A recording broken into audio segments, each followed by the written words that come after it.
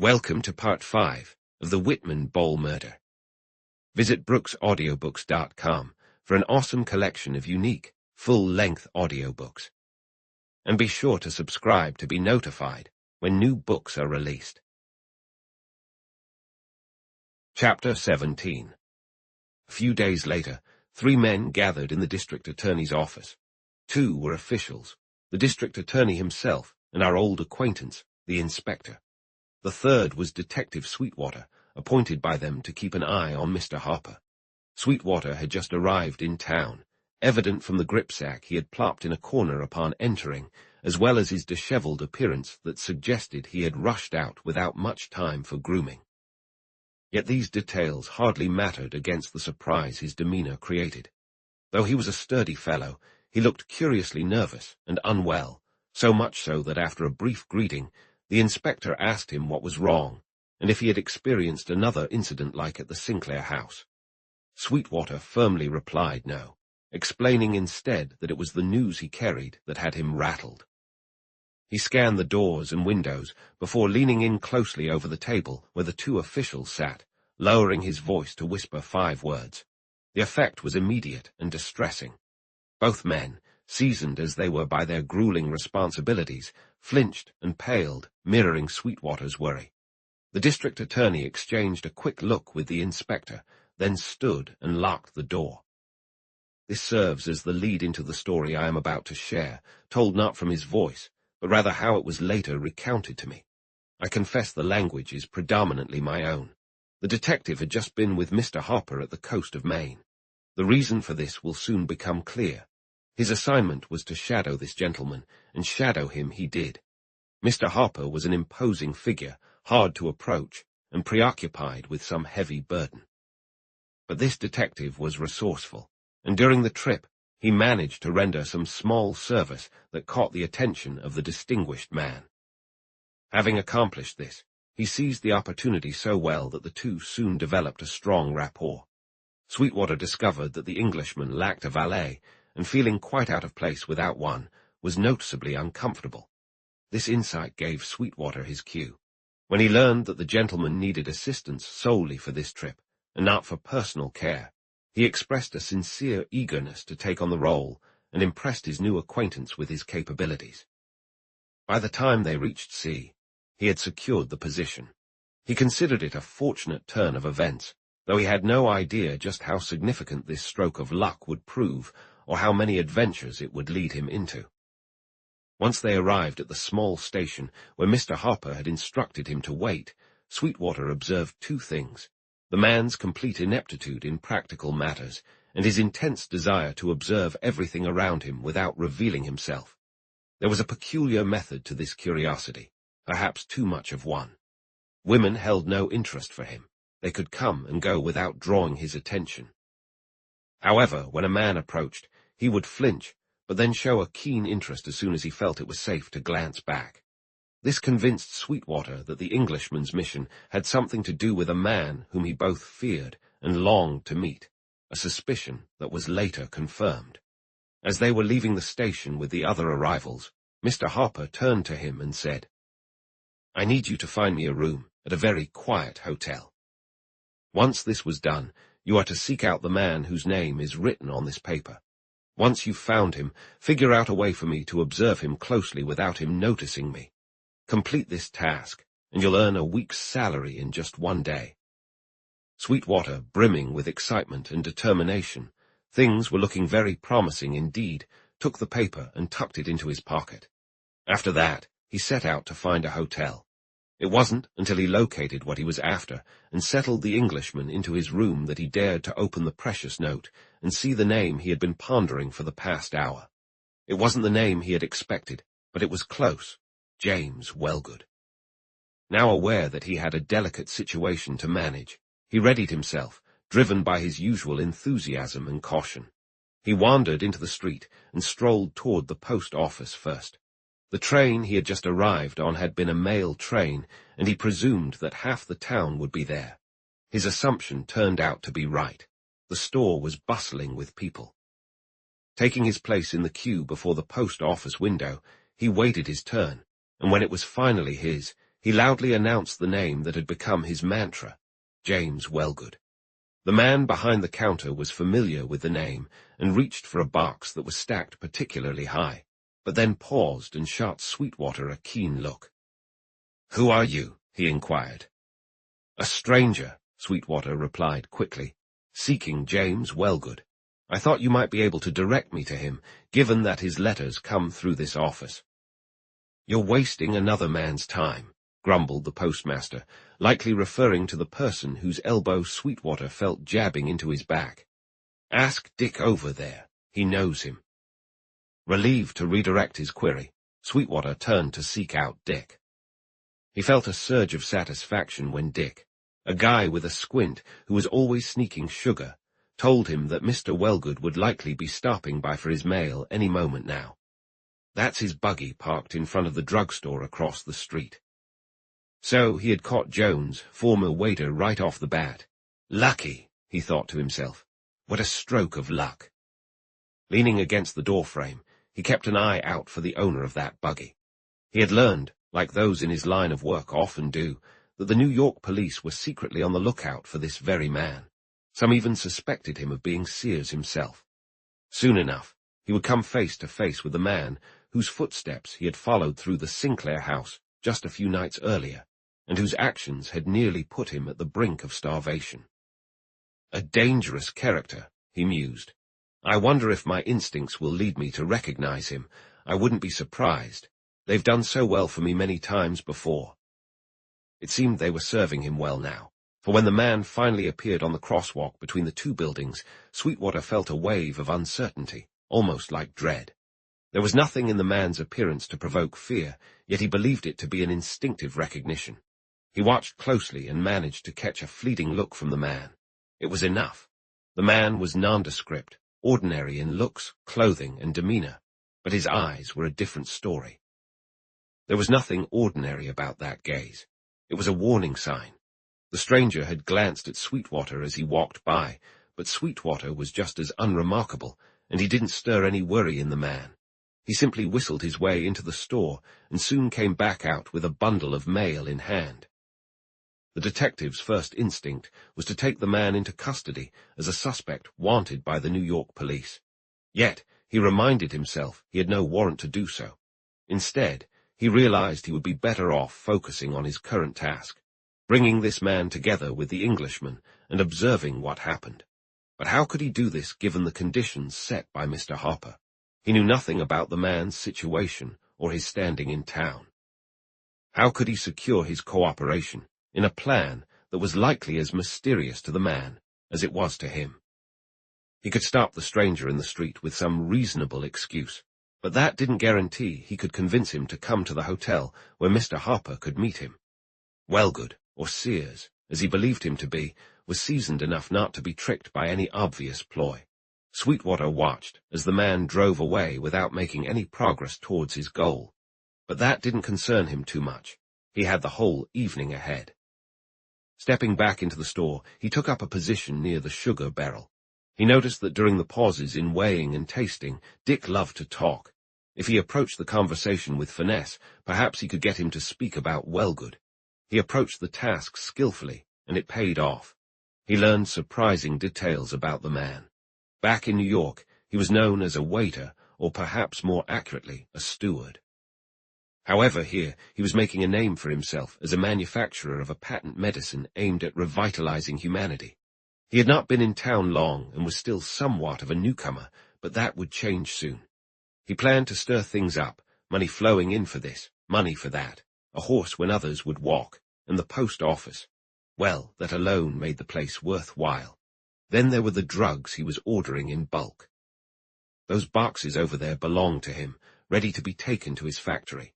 Count them, someone, and imagine all the bottles and bottles of products they represent. If they sell as he claims they will, he'll be rich in no time. Just then, Sweetwater interrupted Dick's chatter by asking if Wellgood had been away for any reason since his arrival in town. The reply came that he had just returned from New York, where he'd gone to procure supplies for his factory. Sweetwater felt his suspicions confirmed and wrapped up the conversation with one last question. And where is his factory? Might be worth a visit. The other man gestured vaguely, mumbled something about northwest, and hurried off to assist a customer. Seizing the moment, Sweetwater slipped away. He could easily find clearer directions elsewhere, and he was eager to return to Mr. Harper to see if he would be as surprised as Sweetwater was to learn that the man named Wellgood owned a factory and a barrel or two of drugs, from which he intended to create a concoction that would put the doctors out of business and enrich both himself and this little village. Sweetwater made only one stop on his way to Mr. Harper's hotel room, and that was at the stables. There he gathered all the details he needed, and with this newfound information he approached Mr. Harper, who, to Sweetwater's surprise, was dining alone in his room. He had dismissed the waiter, and seemed more lost in thought than focused on his meal.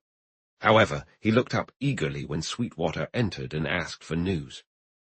The detective, with a hint of respect, responded that he had indeed seen Wellgood, but he had been unable to detain him or bring him to his employer's attention.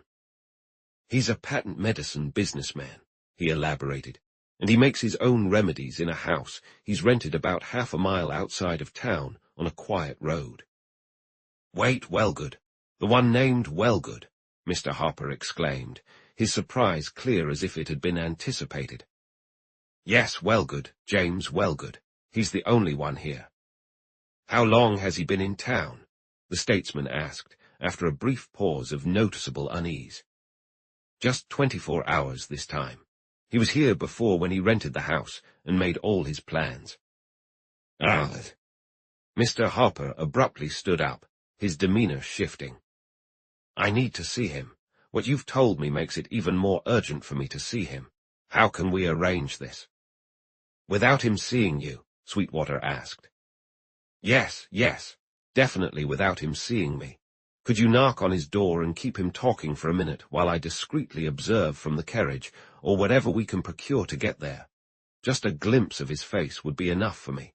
That is, tonight." "I'll give it a shot," Sweetwater replied, not overly optimistic about the likelihood of success. He returned to the stables and ordered the team. As the last light of day faded, they set out, with Sweetwater holding the reins. They made their way toward the coastal road. Chapter 18.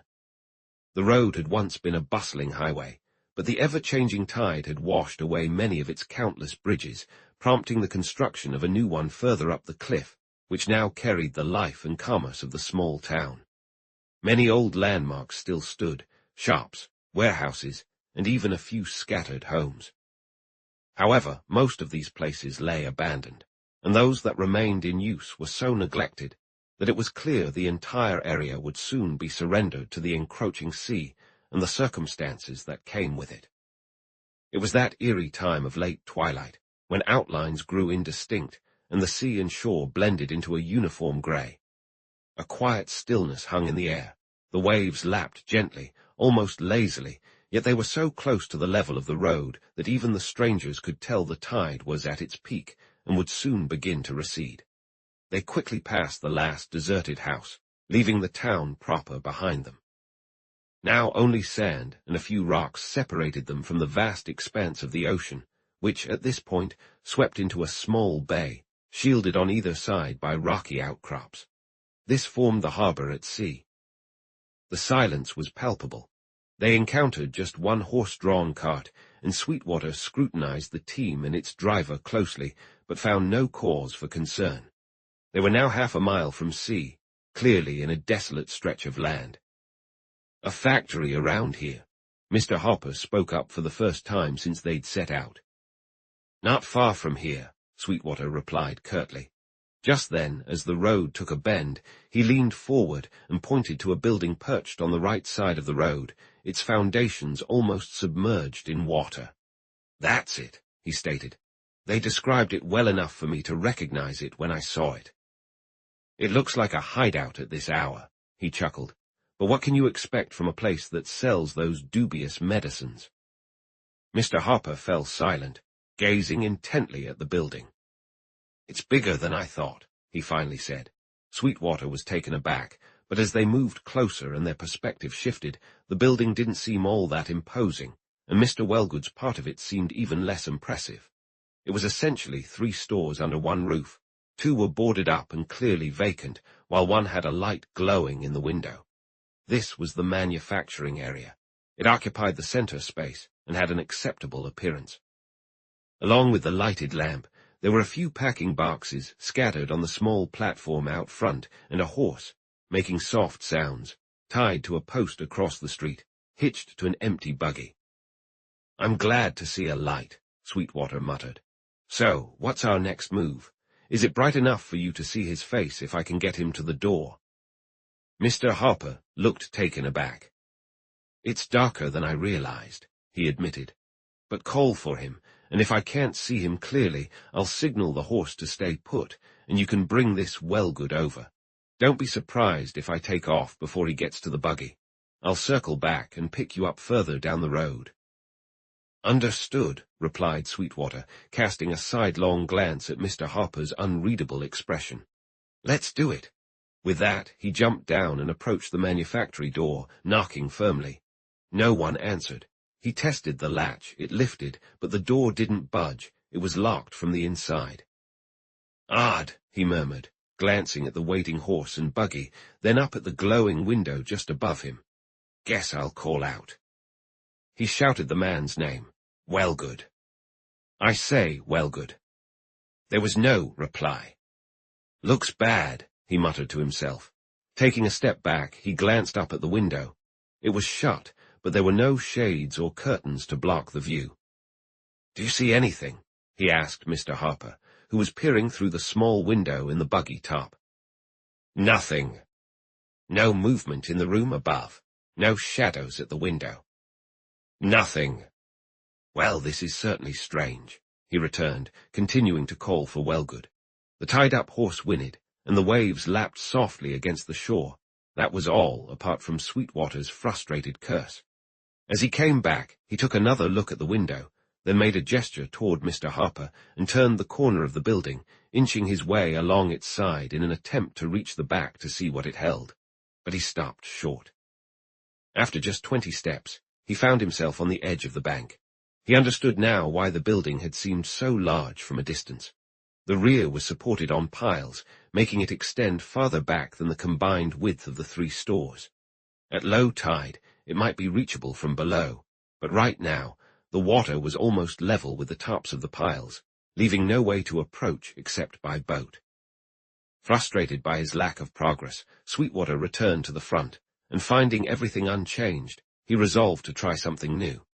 After gauging the height of the first story, he calmly walked over to the strange horse, undid its bridle, and brought it back, looping the reins over a projection at the door. With its help, he managed to climb up to the window, which was the only opening into the interior. Mr. Harper remained deep in the buggy, watching his every move. As I mentioned earlier, there were no shades at the window, and once Sweetwater's eye reached the level of the sill, he could see inside with ease. There was no one present. The lamp flickered on a large table cluttered with papers, but the rickety cane chair in front of it was vacant, as was the entire room. Sweetwater scanned every corner, noting there wasn't a single spot where anyone could be hiding. He was still searching when the lamp, which had been burning with an alarming amount of smoke, flared, and then extinguished itself. Sweetwater gasped, and confronted with complete darkness, slid down from his perch to the floor. Approaching Mr. Harper, for the second time, he said, "I don't get it.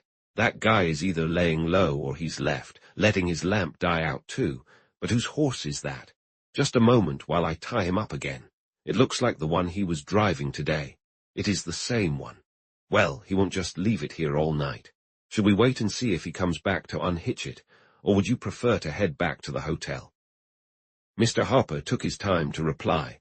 Finally, he said, "The man might suspect what we're up to. You can never predict with someone like him. He might have caught a glimpse of me or simply heard I was in town. If he's the person I think he is, he has good reasons for avoiding me, which I completely understand. Let's go back, not to the hotel, as I want to see this through tonight, but just far enough for him to think we've given up on trying to flush him out. Maybe that's exactly what he's waiting for. You can slip back." "Pardon me," Sweetwater interrupted, "but I have a better plan. We'll trick him. We passed a boat house on our way here. I'll take you there, get a boat, and bring you back by water. I doubt he'll expect that, and if he's in the house, we'll either see him or at least spot a light. But what if he makes a break for it by the road? Escape? Do you really think he's planning to run? The detective responded with genuine surprise, and Mr. Harper replied, with no hint of doubt. It's possible, if he suspects I'm nearby. Do you want to put a stop to him? I want to see him. Oh, right. Well, sir, we'll go on driving, that is, after a brief pause. What are you planning? Oh, nothing much. You mentioned wanting to see the man before he takes off. Yes, Bud. And that he might escape down this road. Yes. Well, I was just making that a little tricky. A small stone in the lark, and look, his horse is wandering away. Goodness, I must have tied him too loosely. I wouldn't be surprised if he galloped all the way to town. But it can't be helped. I can't just be expected to chase after him. Are you ready now, sir? I'll let out one more shout, then I'll climb in. And once again, the desolate area rang with his call. Wellgood, I say, Wellgood.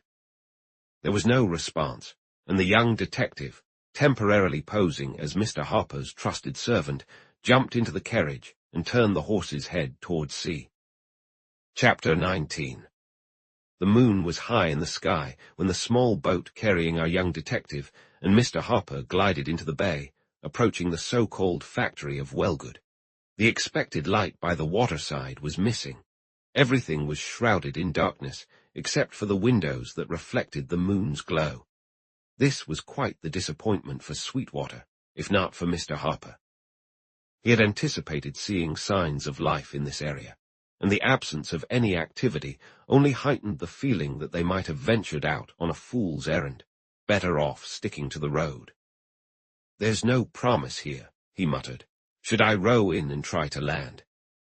You can row closer. I'd like a better look. I doubt we'll draw any attention. There are more boats on the water than just ours.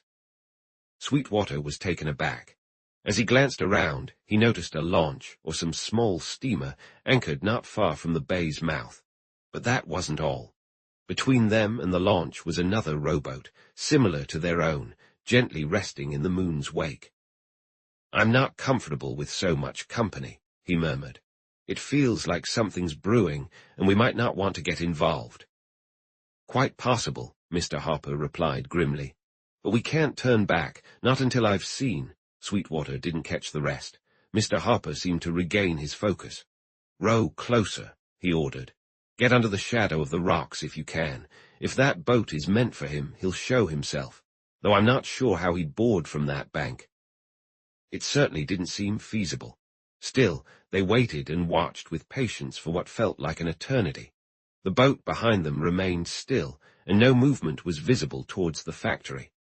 After another short while, a light suddenly flashed from a window high in the central gable, sparkled for a brief moment, and then was gone. Sweetwater took it as a signal, and with a subtle movement of his wrist, maneuvered the boat closer to shore until they were almost against the piles. Listen. It was Sweetwater who spoke. Both men paused, Mr. Harper turning his head toward the launch, while Sweetwater focused on the shadowy space, sharply defined by the piles, which the receding tide now revealed beneath each adjacent building.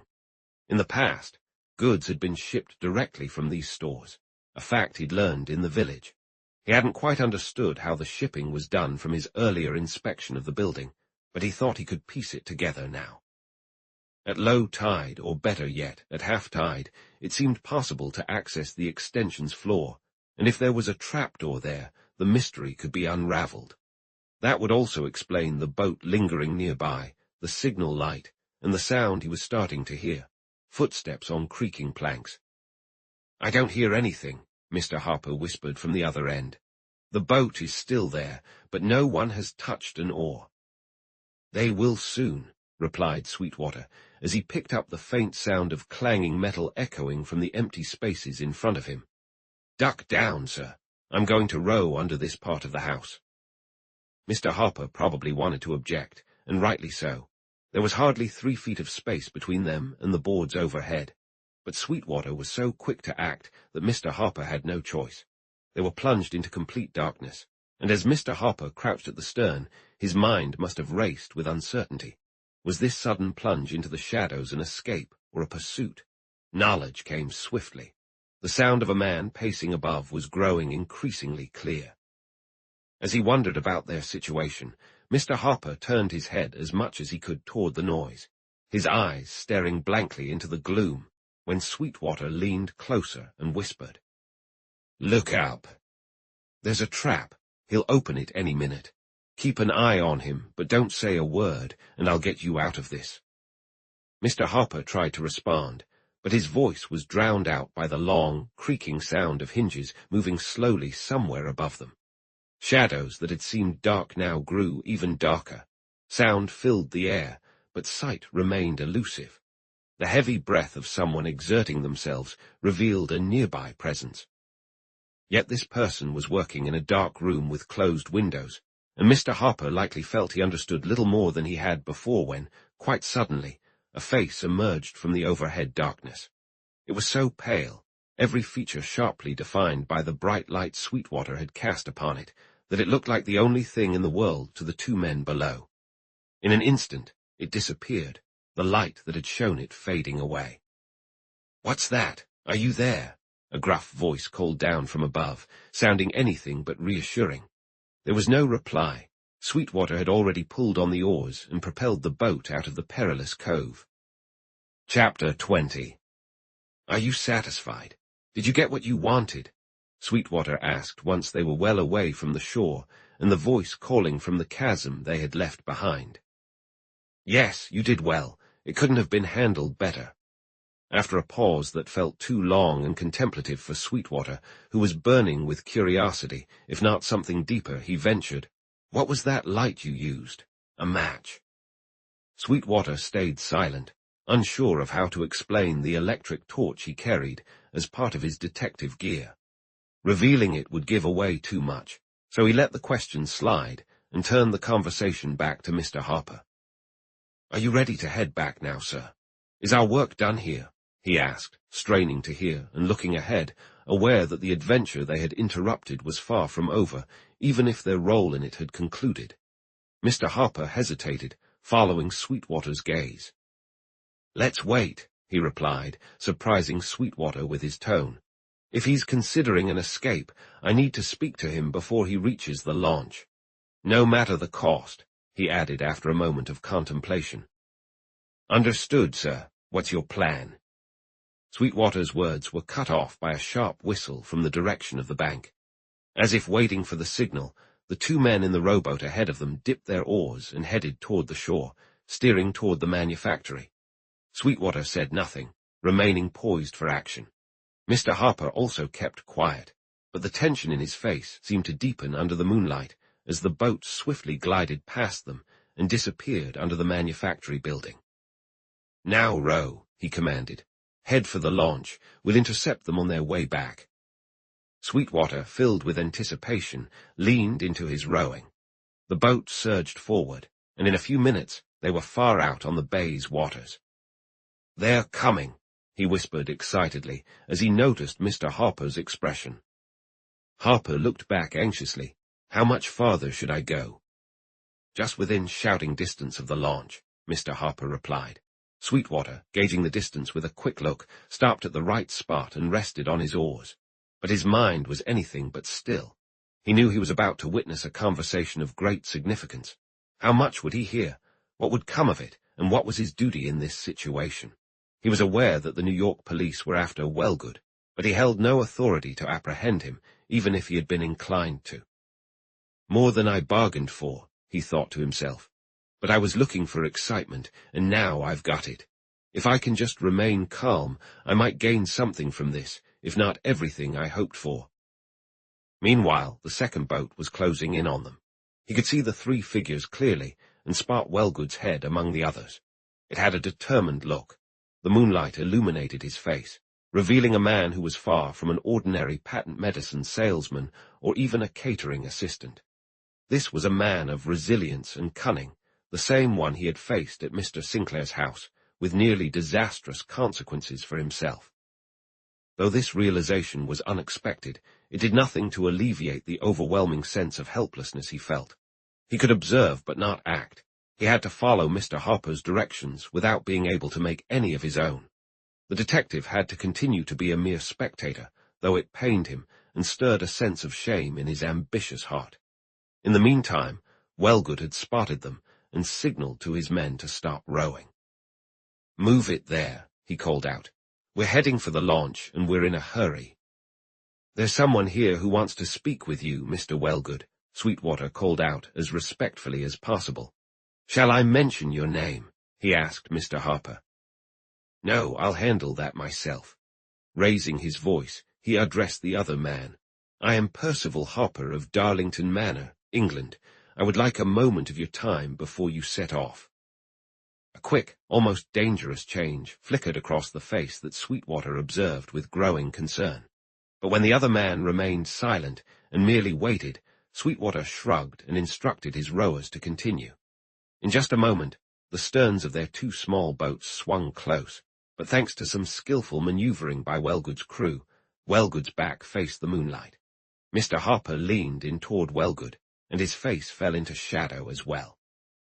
"Ah," Sweetwater thought, "I should have managed this myself, but if I can't see, I'll at least be able to hear." However, he was mistaken.